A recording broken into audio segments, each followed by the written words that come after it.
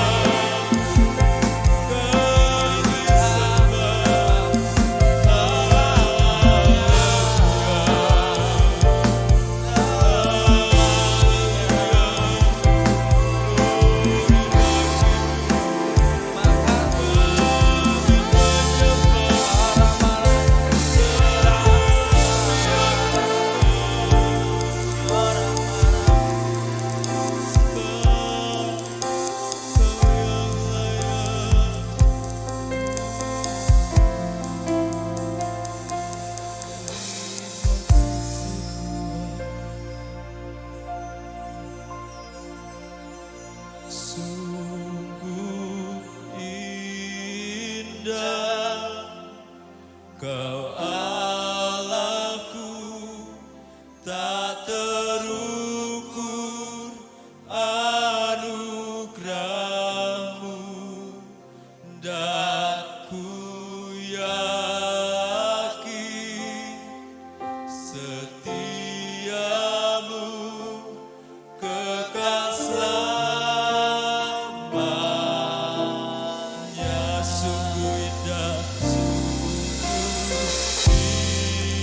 indah, Kau Allahku, tak terukur anugerahmu,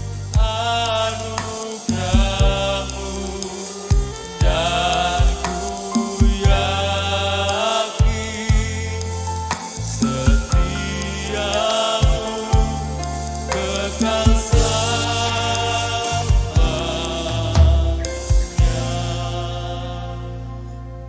Haleluya. Bersyukurlah kepada Tuhan sebab Ia baik, bahwasanya untuk selama-lamanya kasih setianya. Sesungguhnya pertolongan kita adalah dalam nama Tuhan yang menjadikan langit dan bumi. Allah yang tetap setia untuk selama-lamanya dan yang tidak pernah meninggalkan perbuatan tangannya. turunlah atas saudara-saudara semua berkat anugerah dari Allah Bapa, kasih karunia Tuhan Yesus Kristus, dan persekutuan di dalam kuasa Roh Kudus. Ya Tuhan Allah yang bertahta di dalam kerajaan surga, kami menaikkan pujian dan syukur kepada Tuhan, oleh karena Engkau telah memampukan kami melewati hari-hari hidup kami. Dari pagi, siang, sore, sampai malam hari, kami boleh menyaksikan betapa baiknya Tuhan. Penyertaan-Mu begitu indah, nyata, dan sempurna dalam hidup kami. Kami tidak mengalami kekurangan, tetapi berkat Tuhan selalu berkelimpahan atas hidup kami. Oleh sebab itu ya Tuhan, pada hari yang indah, diberkati dan penuh sukacita ini, kami datang di hadapan-Mu, membawa persembahan kami yang terbaik kepada Tuhan. Tubuh, jiwa, dan roh kami menjadi persembahan yang hidup, kudus, dan berkenan kepada Tuhan. Kiranya Tuhan hadir di tengah-tengah ibadah kami pada hari ini. Dari awal sampai selesai, biarlah setiap pujian kami, setiap penyembahan kami naik di hadapan Tuhan, dan itu menyenangkan hati Tuhan. Terima kasih Tuhan, Tuhan yang melawat setiap umat Tuhan, dimanapun mereka berada hari ini. Tangan Tuhan yang kuat, gagah dan perkasa terus melawat mereka semua. Terima kasih Tuhan, kami menyerahkan ibadah ini dari awal sampai selesai di dalam nama Bapa, Putra, dan Roh Kudus, di dalam nama Tuhan Yesus Kristus. Haleluya. Amin. Mari kita lebih dalam lagi masuk dalam hadirat. Roh Allah memanggil setiap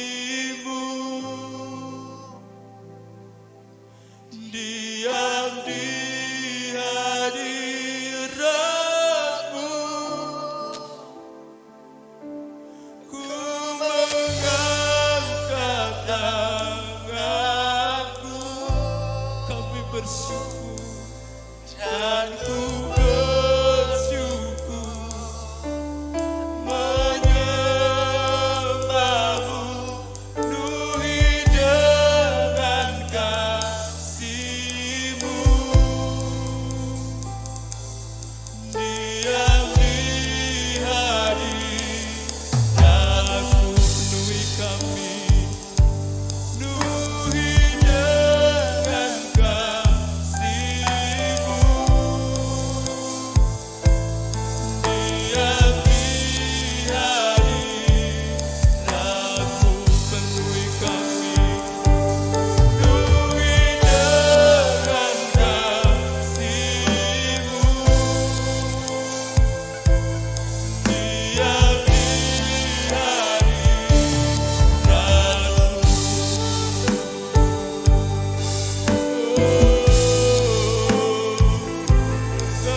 kami rasakan kasih-Mu, kami rasakan kasih-Mu.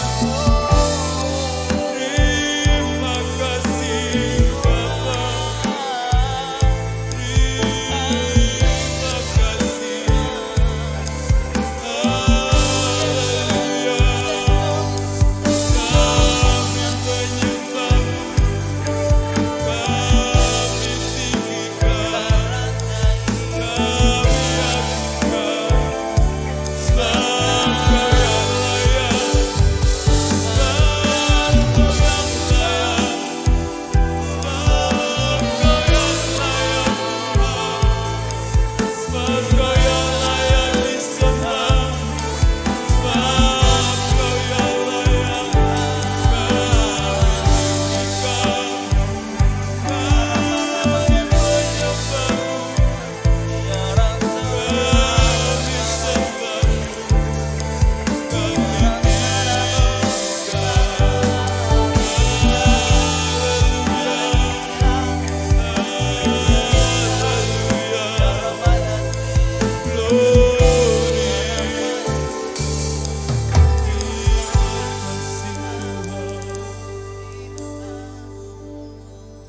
terima kasih Tuhan buat rancangan-Mu yang sempurna dalam hidup kami. Sebab Engkau sempurna dalam hidup kami Tuhan.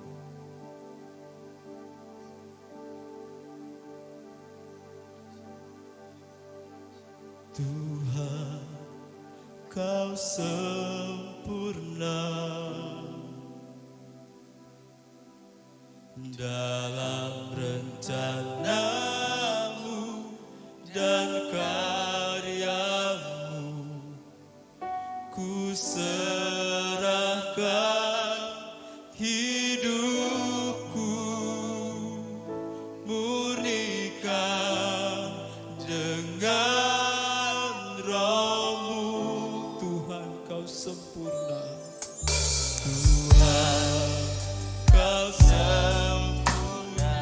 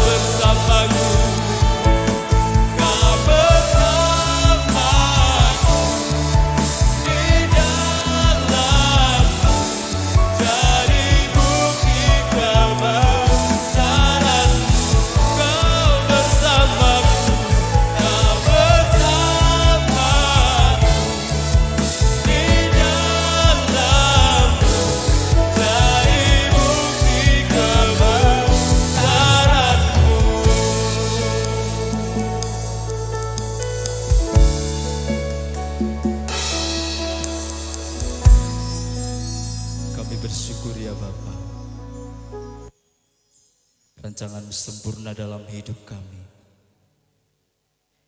Setiap hidup kami menggenapi firman Tuhan. Setiap mujizat menyertai langkah hidup kami. Kami bersyukur Tuhan masih menyertai kami hingga saat ini. Engkau membuktikan kebesaran-Mu dalam hidup kami ya Bapa. Engkau membuktikan keajaiban-Mu dalam hidup kami. Terima kasih Bapa, terima kasih. Kami mau terus belajar Tuhan. Kami mau terus belajar menggenapi firman Tuhan dalam hidup kami. Karena kami tahu kami tidak mampu tanpa Tuhan. Kami perlu Engkau ya Bapa. Terima kasih Tuhan. Kami mau mendengarkan firman-Mu. Urapi hamba-Mu yang sudah Tuhan persiapkan. Urapan yang dari tempat maha tinggi ada pada hamba-Mu. Dan setiap kami yang mendengarkan saat ini, kami boleh dikuatkan. Kami boleh dibentuk di dalam Tuhan. Terima kasih Bapa, terima kasih. Kami sambut firman Tuhan dengan sukacita. Demi nama Tuhan Yesus Kristus. Haleluya. Amin. Nah, selamat berjumpa lagi seluruh jemaat yang ada di rumah-rumah masing-masing dan di mana juga Anda berada. Kita sudah memuji dan menyembah Tuhan, dan saya berharap bukan hanya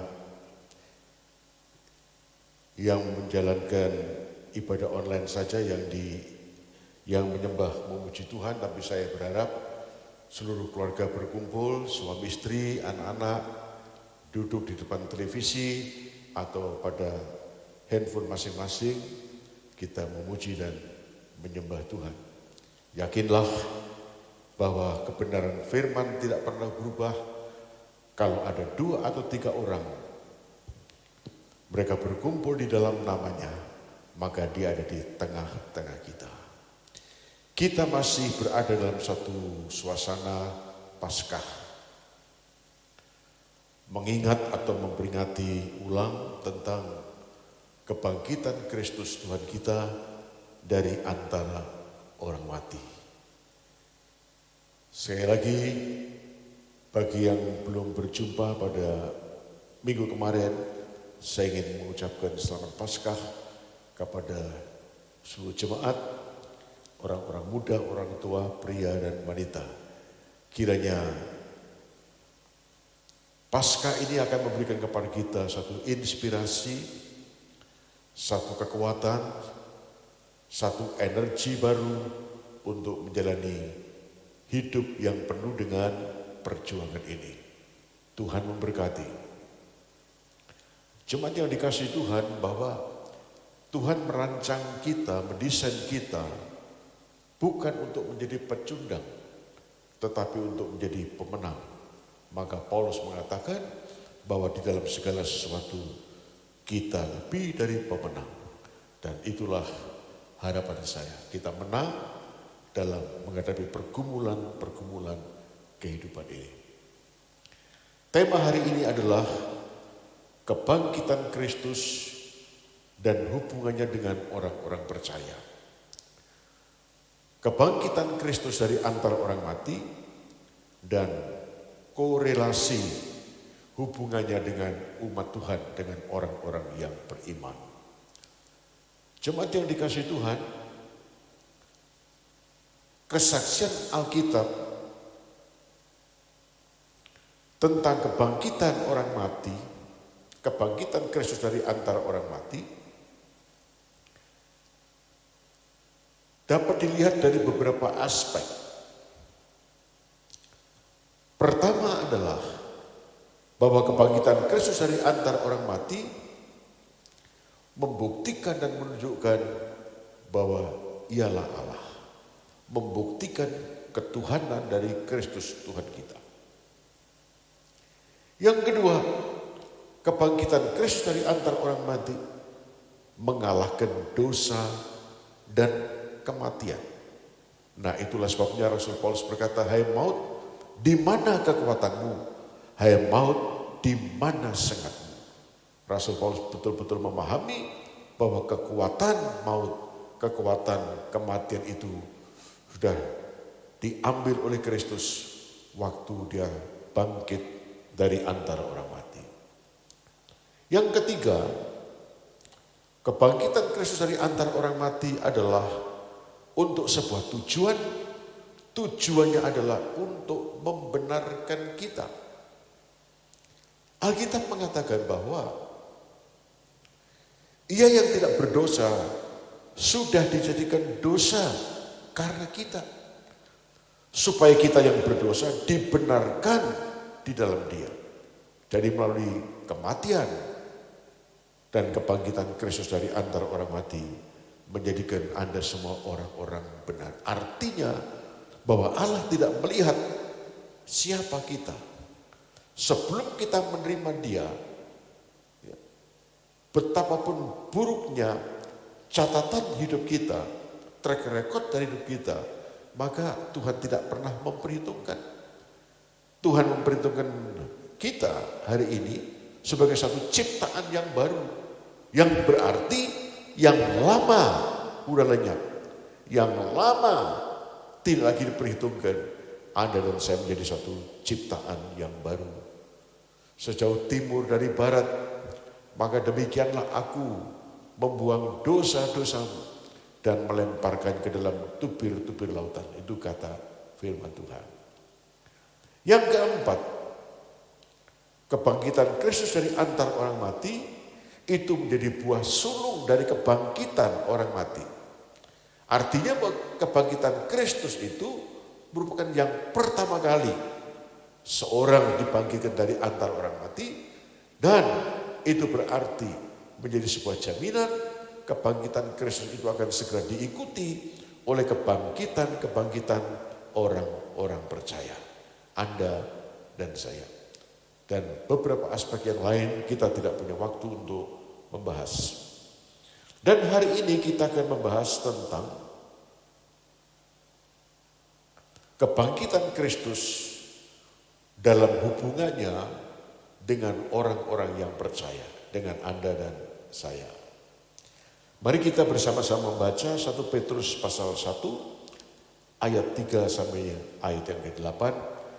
Dipersilahkan yang ada di rumah masing-masing membawa Alkitab, kitab sucinya, lalu kemudian bisa menggunakan Alkitab elektronik. Ya, mari kita membaca bersama-sama. 1 Petrus pasal 1 ayat 3 sampai dengan ayat yang ke-8. Mari kita membaca. Terpujilah Allah dan Bapa Tuhan kita Yesus Kristus, yang karena rahmat-Nya yang besar telah melahirkan kita kembali oleh kebangkitan Yesus Kristus dari antara orang mati kepada suatu hidup yang penuh pengharapan, untuk menerima suatu bagian yang tidak dapat binasa, yang tidak dapat cemar, dan yang tidak dapat layu, yang tersimpan di surga bagi kamu, yaitu kamu yang dipelihara dalam kekuatan Allah karena imanmu, sementara kamu menantikan keselamatan yang telah tersedia untuk dinyatakan pada zaman akhir. Bergembiralah akan hal itu, sekalipun sekarang ini kamu seketika harus berduka cita oleh berbagai-bagai pencobaan. Maksud semuanya itu ialah untuk membuktikan kemurnian imanmu yang jauh lebih tinggi nilainya daripada emas yang fana, yang diuji kemurniannya dengan api, sehingga kamu memperoleh puji-pujian dan kemuliaan dan kehormatan pada hari Yesus Kristus menyatakan dirinya.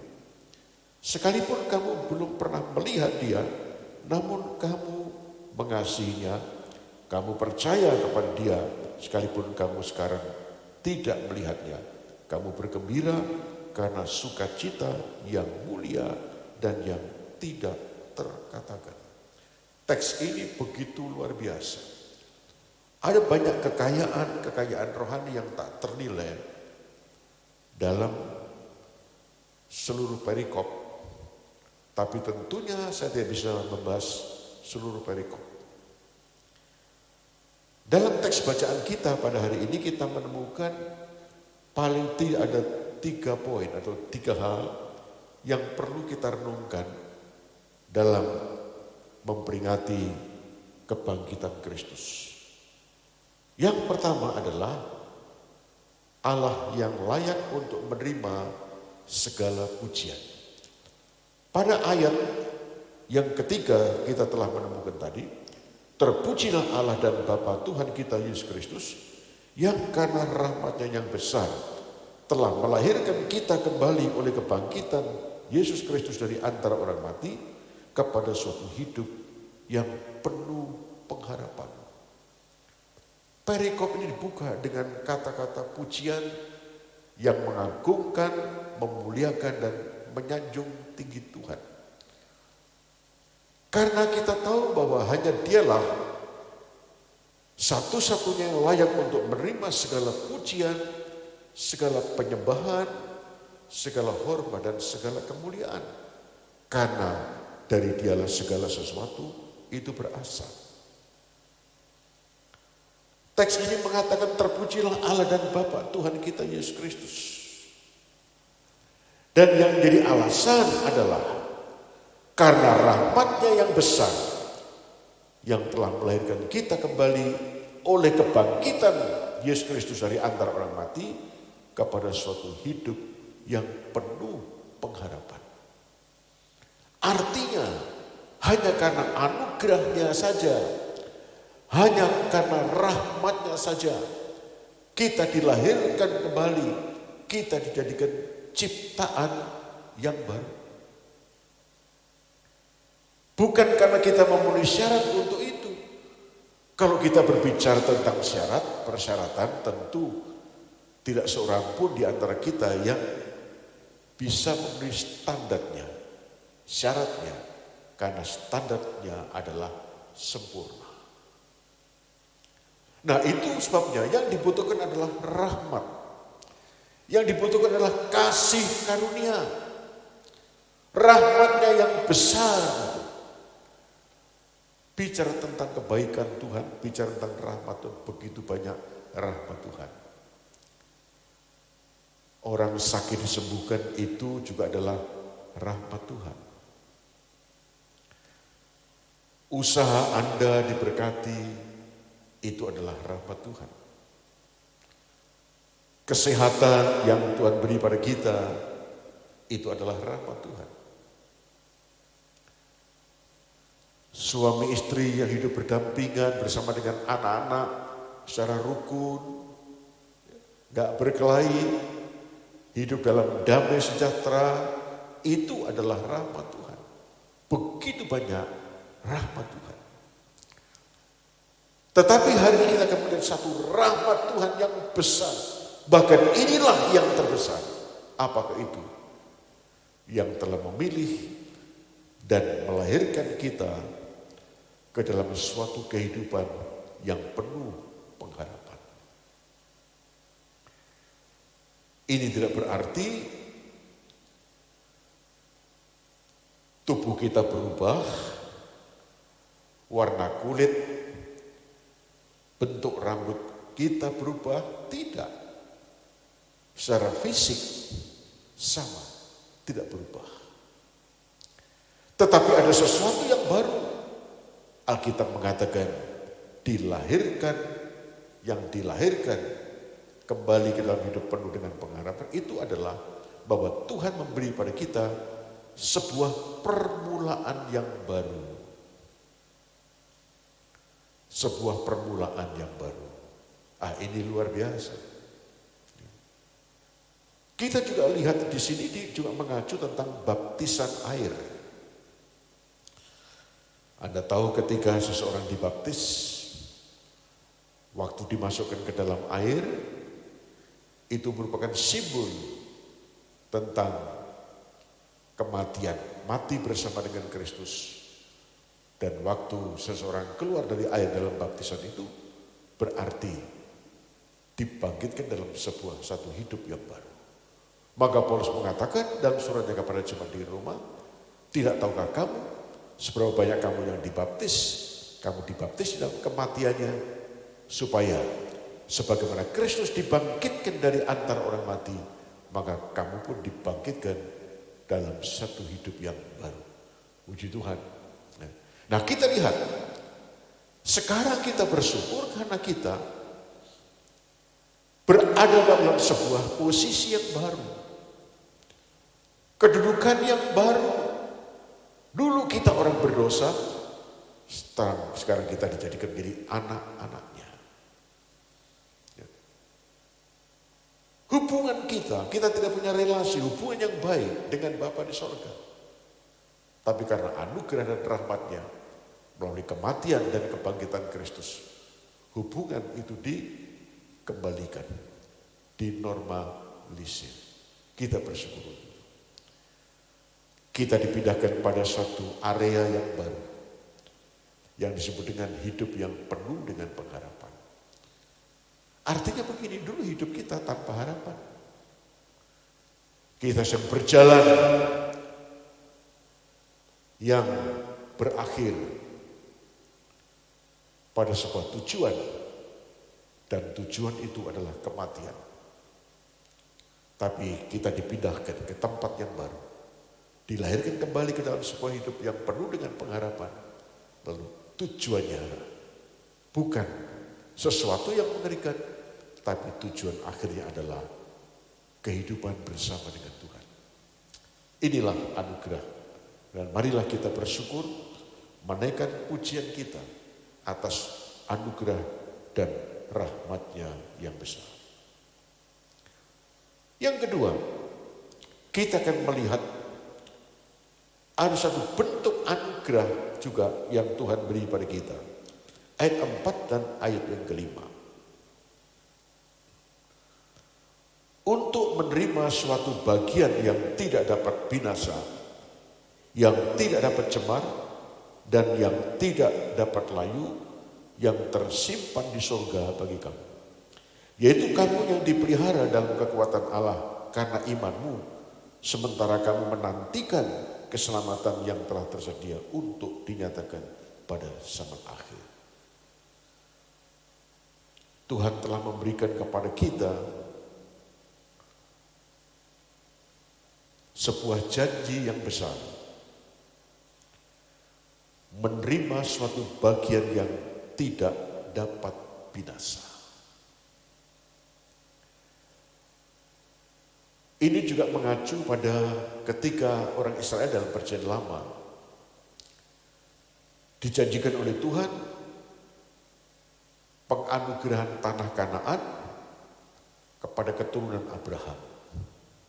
Tanah perjanjian, tanah Kanaan kepada keturunan Abraham, dan Tuhan menepati setelah generasi Abraham lewat. Tetapi tanah Kanaan ini bukan sebuah warisan yang permanen. Itu sebagai warisan kan, tanah perjanjian. Tapi bukan warisan yang permanen. Kita bersyukur bahwa kita ada dan saya dalam perjanjian baru ini karena kebangkitan Kristus dari antara orang mati yang telah melahirkan kita ke dalam sebuah hidup, pada suatu hidup yang penuh dengan pengharapan. Pengharapan apa? Pengharapan menerima warisan.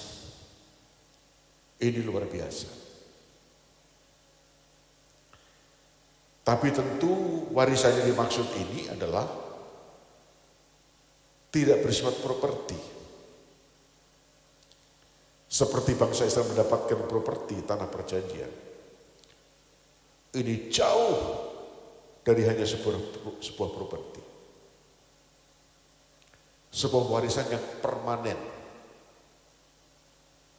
Dan janji pemberian warisan yang permanen ini diteguhkan dalam 3 kata dalam bacaan kita tadi, ya.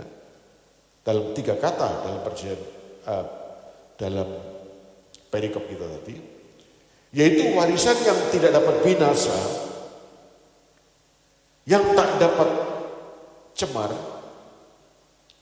dan yang tak dapat layu.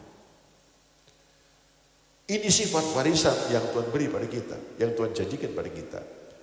Yang tak dapat binasa, yang tak dapat cemar, dan yang tak dapat layu.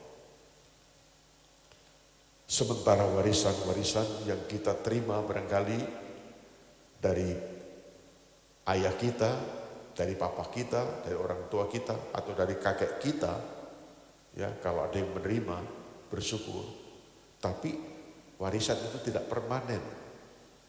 Satu kali itu akan jatuh pada orang lain. Ya, kalau orang yang mendapatkan warisan itu udah meninggal, dia tidak akan bawa warisan itu. Warisan itu jatuh pada orang lain. Entah itu anaknya atau orang lain siapa. Karena warisan tidak permanen. Kita bersyukur anugerah Tuhan yang besar yang telah memberikan pada kita warisan yang permanen, yang dijamin. Tidak dapat binasa, tak dapat sirna, tak dapat cemar, dan yang tidak dapat layu. Dan Tuhan menyimpan ini di tempat yang aman.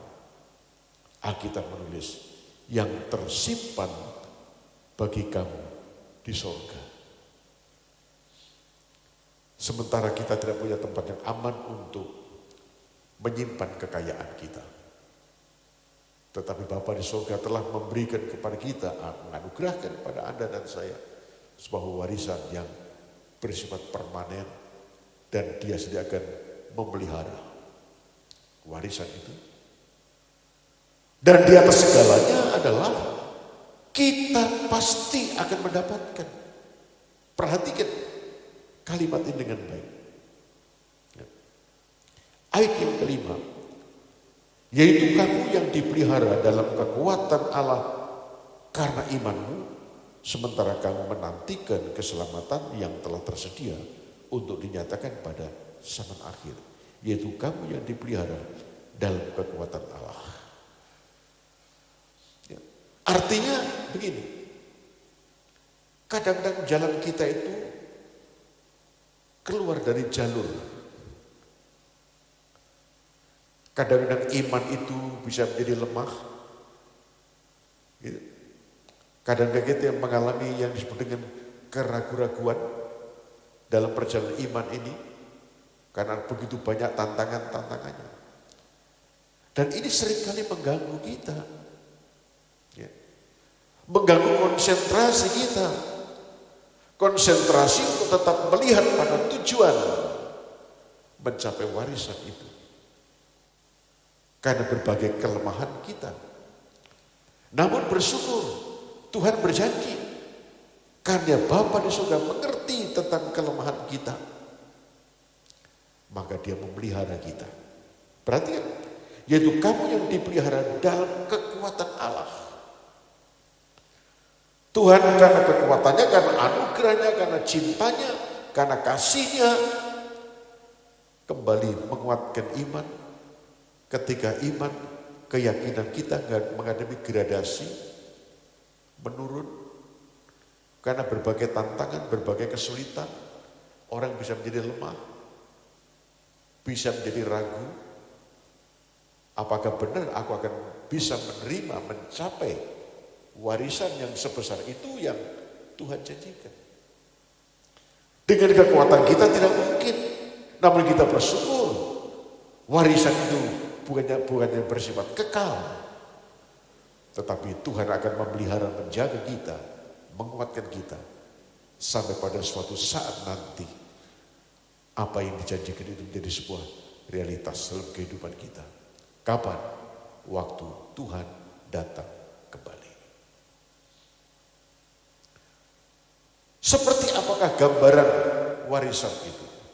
Mari kita akan mencoba melihat dalam surat Paulus kepada jemaat di Kolose pasal 3. Kolose pasal 3.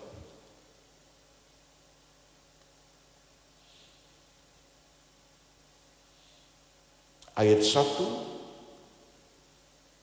ayat 2, 3, dan 4. Kalau kamu dibangkitkan bersama dengan Kristus, carilah perkara yang di atas, di mana Kristus ada, duduk di sebelah kanan Allah. Pikirkanlah perkara yang di atas, bukan yang di bumi.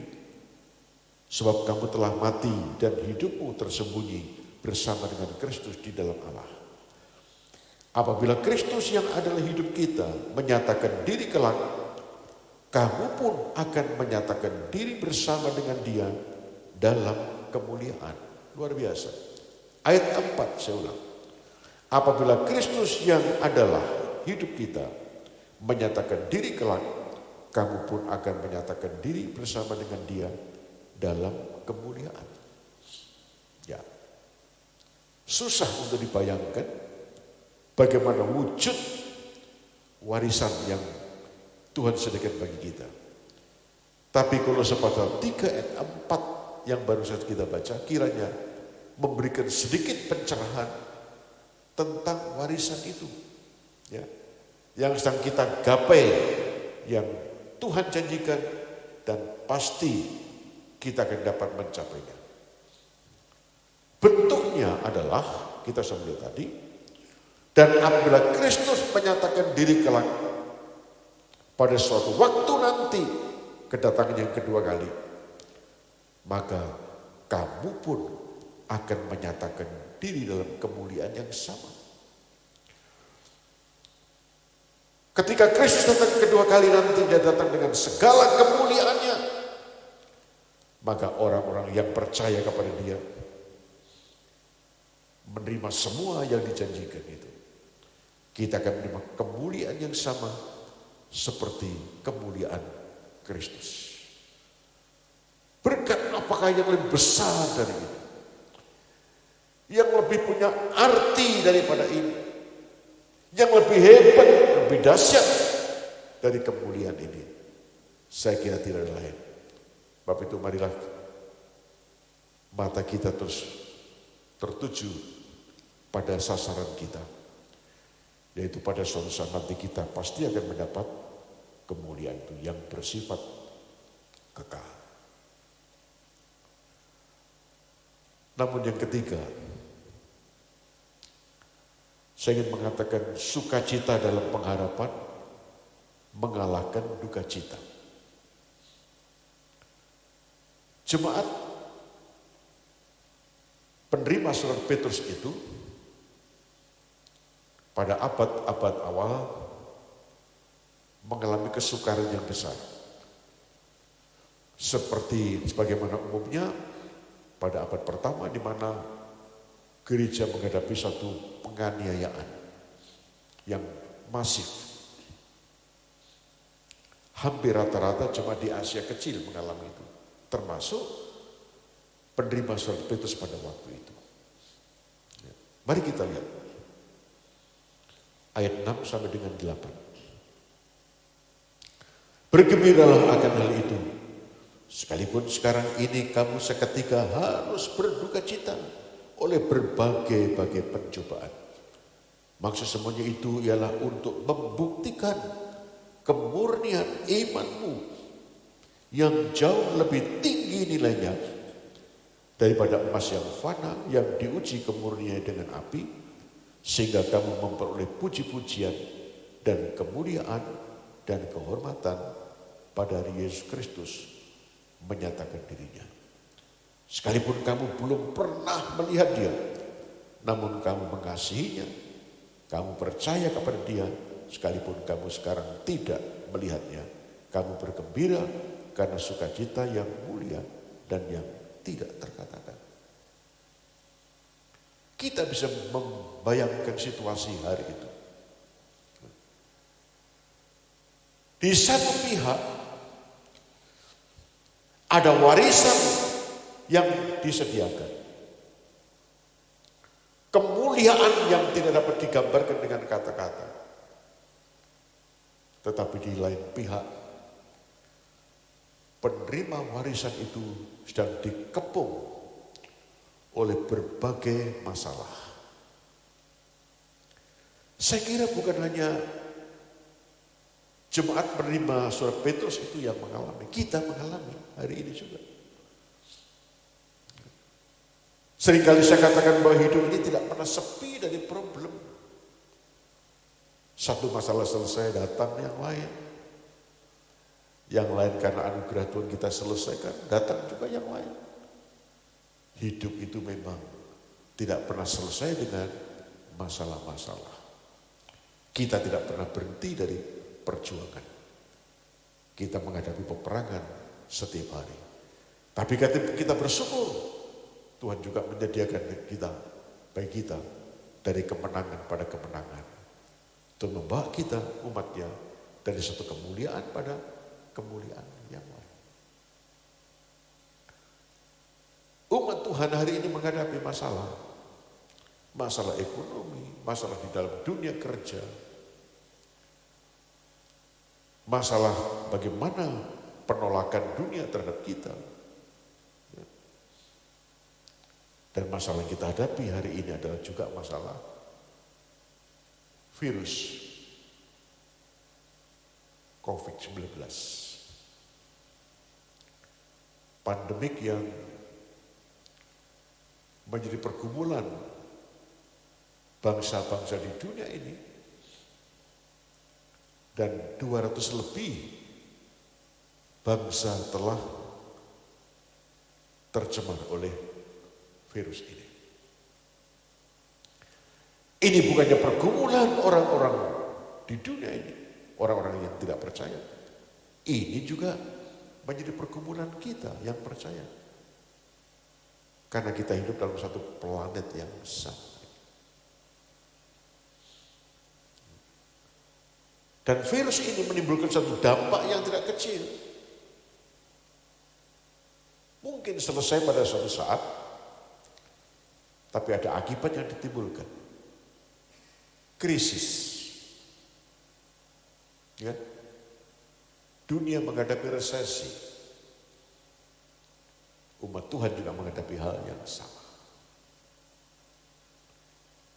Tetapi marilah pengharapan untuk menerima kemuliaan yang akan datang, warisan yang Dia janjikan. Warisan yang permanen, yang begitu mulia, tak ternilai itu. Dan Dia berjanji menjaga kita, ya, agar kita sampai pada tujuan perjalanan kita. Marilah kita mengarahkan pandangan kita pada sesuatu yang Tuhan janjikan pada kita. Artinya begini, kalau fokus kita tetap pada warisan yang Dia janjikan, kemuliaan kekal yang Dia janjikan, secara jasmani tubuh kita masih terpengaruh oleh berbagai masalah. Orang bisa sakit, orang bisa menderita, banyak hal yang menyebabkan penderitaan dalam kehidupan ini. Tapi tentunya kita tidak akan pernah menjadi lemah.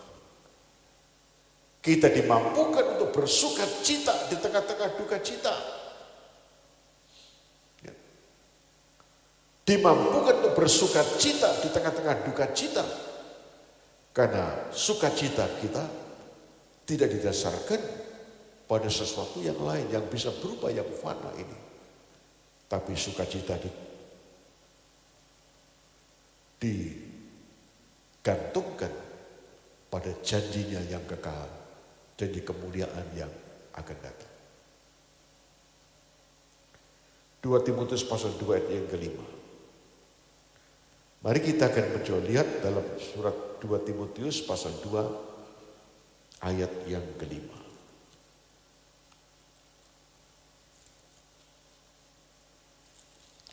Dua Timotius pasal 2 ayat yang kelima.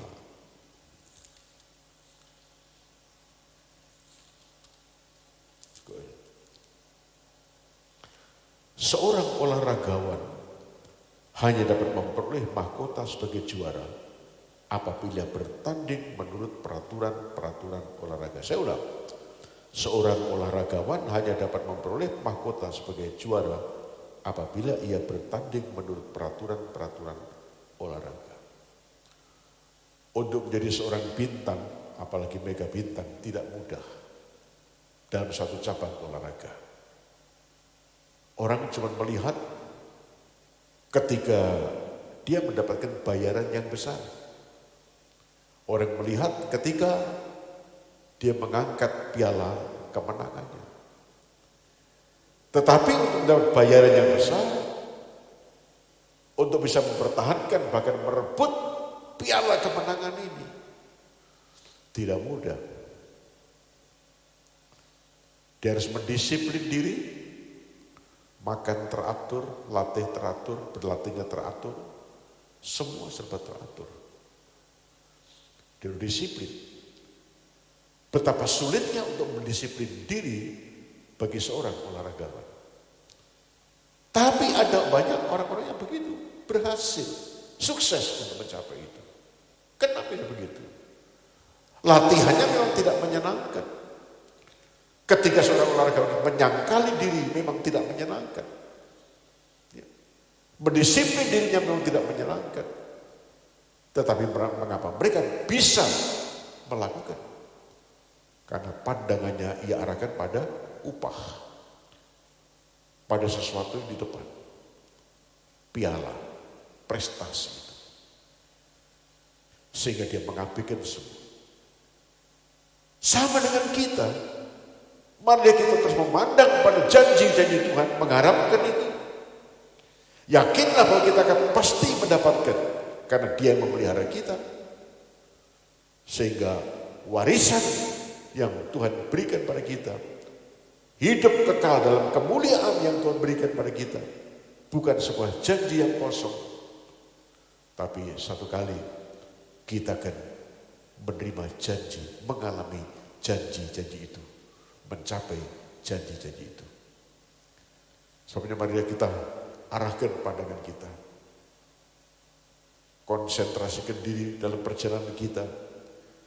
Ya, ada banyak hal yang bisa mengganggu kita. Membuat kita menderita. Mari kita didorong oleh firman Tuhan agar kita mengesampingkan itu, mengabaikan itu. Bukan gak sakit-sakit. Tapi mari kita mengesampingkan itu. Kita berjalan terus sampai akhirnya tujuan mendapatkan kemuliaan itu akan kita nikmati. Karena Tuhan yang berjanji adalah Tuhan yang setia.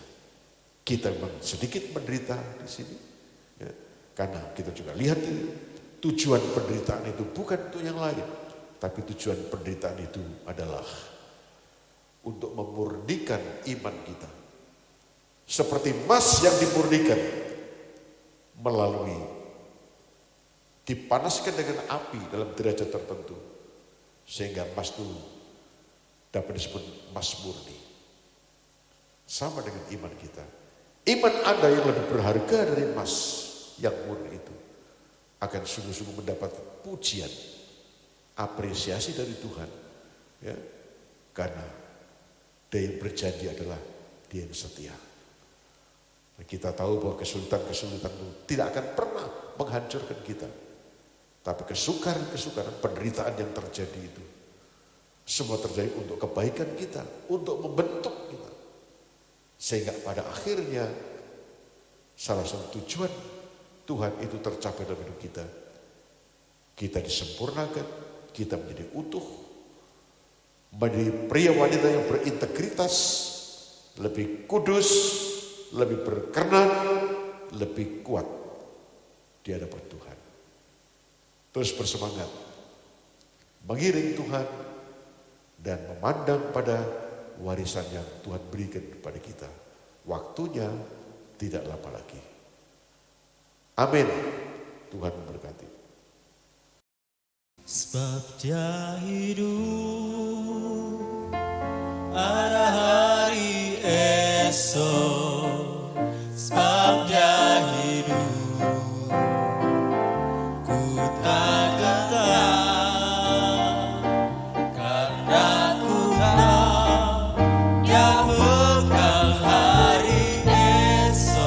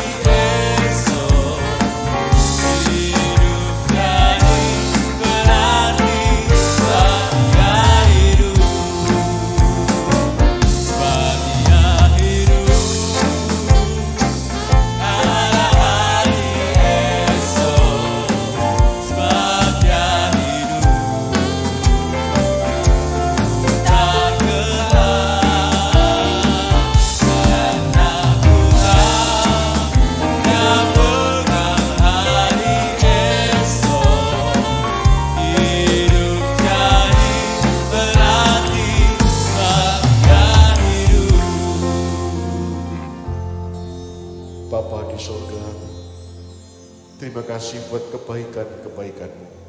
Terima kasih pula buat rahmat-Mu yang begitu besar, yang telah memanggil, memilih, dan melahirkan kami ke dalam sebuah hidup yang penuh dengan pengharapan.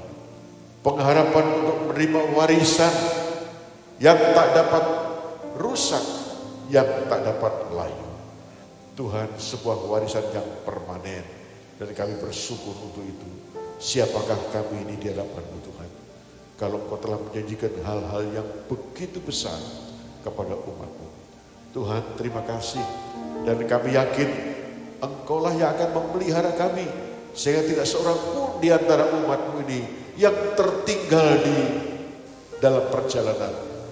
Tuhan, namun pemeliharaan-Mu yang heran itu akan terus menolong kami, sehingga kami sampai pada tujuan. Kami tetap bersyukur, dan kami bersyukur di tengah-tengah situasi yang memang tidak menyenangkan. Oh Tuhan, di mana dunia lagi berkabung hari ini karena virus corona ini Tuhan. Kami hidup di tengah-tengah situasi yang begitu menyedihkan. Namun kami akan mencoba untuk melihat situasi ini dalam satu perspektif yang lain. Tuhan, tolonglah agar apa yang terjadi di tengah-tengah kami, penderitaan, kesulitan, bahkan ancaman dari virus ini tidak membuat kami kehilangan sukacita, tidak membuat kami berduka cita. Kami akan terus oleh pertolongan Roh Kudus, kami dimampukan untuk memandang pada akhir tujuan itu, itulah kemuliaan yang akan datang. Sebab itu berikan kepada kami anak-anak-Mu, mulai orang-orang muda, orang tua, para pria, wanita, bahkan anak-anak kami Tuhan, pengharapan. Hidup tetap bersuka cita, karena kami adalah orang-orang yang punya pengharapan. Dan kami tahu ketika hidup selesai, hidup insan ini selesai, maka Tuhan akan berikan sebuah kehidupan yang jauh lebih indah, jauh lebih mulia. Hidup dalam kemuliaan kekal bersama-sama dengan Kristus yang telah bangkit dari antara orang mati. Sebab itu Tuhan kiranya itu memberikan kekuatan, memberikan inspirasi, dan Roh Kudus akan terus menolong umat-Mu, sehingga tidak seorang pun di antara kami yang lemah dan mundur daripada Tuhan, tapi kami makin bersemangat memuji, memuliakan, dan mentaati akan firman-Mu. Tuhan, sembuhkan yang sakit, kuatkan yang lemah, yang kehilangan pengharapan akan menemukan pengharapannya kembali pada hari ini. Ekonomi, keuangan, kesehatan umat-Mu, Tuhan memberkati berlimpah-limpah. Dalam nama Tuhan Yesus.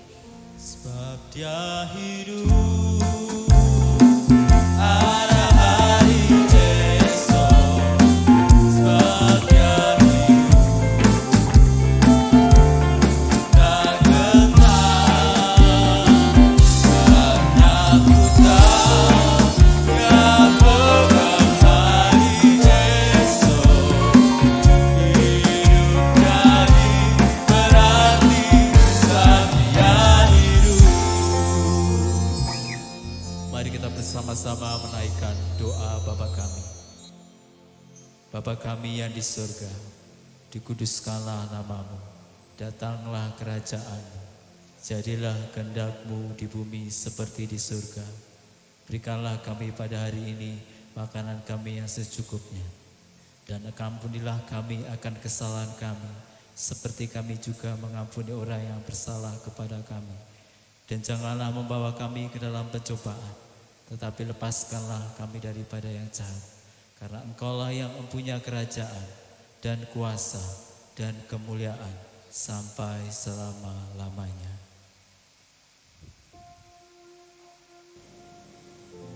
Jemaat yang dikasih Tuhan dan jemaat yang saya kasih, jangan lupa jadwal doa setiap hari ya dijalankan di rumah masing-masing. Ya, suami istri, anak berkumpul untuk berdoa masing-masing, dan kantor gereja membantu untuk renungan harian yang Anda bisa buka di handphone masing-masing. Ya, mari kita memohonkan berkat Tuhan. Bapa, kami berdoa untuk pemerintah, untuk negeri kami Tuhan. Kami mohon anugerah dan belas kasih-Mu Tuhan. Kiranya Engkau akan segera melewatkan virus ini kalau Engkau berkenan dalam waktu yang tidak terlalu lama. Kami berdoa untuk tenaga para medis, dokter, perawat, dan tenaga para medis yang lain yang telah menjadi korban karena mereka menjadi garda depan menghadapi perang virus ini, Tuhan. Kami berdoa untuk pemerintah, berdoa untuk TNI dan Polri yang menjadi garda depan dari NKRI. Tuhan menolong, memberkati mereka sehingga tidak satupun mereka yang jatuh sakit, semua dalam anugerah dan perlindungan Tuhan. Berikan kepada pemerintah kami hati yang takut akan Tuhan, di mana keadilan dan kebenaran ditegakkan di negeri ini. Sehingga kami yakin ke depan kami akan melihat negeri ini menjadi Indonesia maju di waktu-waktu yang akan datang. Sekali lagi, berkatilah seluruh jemaat, usaha dan profesi mereka di tengah-tengah pandemi ini sekalipun, berkati mereka berlimpah-limpah. Jemaat yang dikasihi Tuhan, sekarang terimalah berkat-berkat Tuhan. Tuhan memberkati engkau dan melindungi engkau. Tuhan menyinari engkau dengan wajahnya, memberi kasih karunia.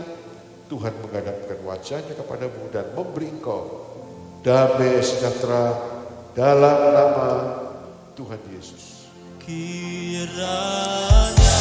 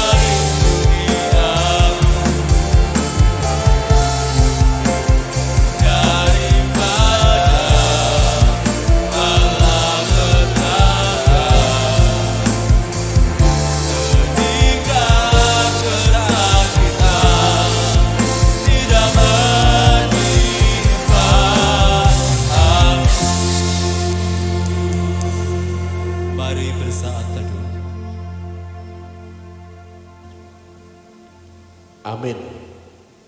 Selamat sukses, Tuhan berkati. Selamat berkarya, salam sehat. Katakan anak Allah, Yesus namanya, menyembuhkan, menyucikan, bahkan mati, tebus dosaku, kubur kosong, buktikan dia hidup. Katakan sebab dia hidup, sebab dia hidup. Ada hari esok, sebab dia hidup. Suka dengar, dan aku tahu, dan tegang hari esok. Hidup jadi berarti sebab dia hidup. lebih tinggi lagi, berikan tepuk tangan bagi Tuhan kita. Haleluya. Yesus nama. Mari sama-sama ikutin gerakan kita malam hari ini. Dia yang menyucikan, bahkan mati, tebus Dosaku, kubur kosong, membuktikan dia hidup. Anak Allah, anak Allah. Yesus namanya. Dia yang menyembuhkan hatimu. menyucikan, bahkan mati, tebus dosaku. Come on, kubur kosong, membuktikan. Mari setiap kita malam hari kita memuji Lambaikan Tuhan. tanganmu, Istora. Hidup, yeah, yeah. Ada hari esok, sebab dia hidup. Hey, Tak dengar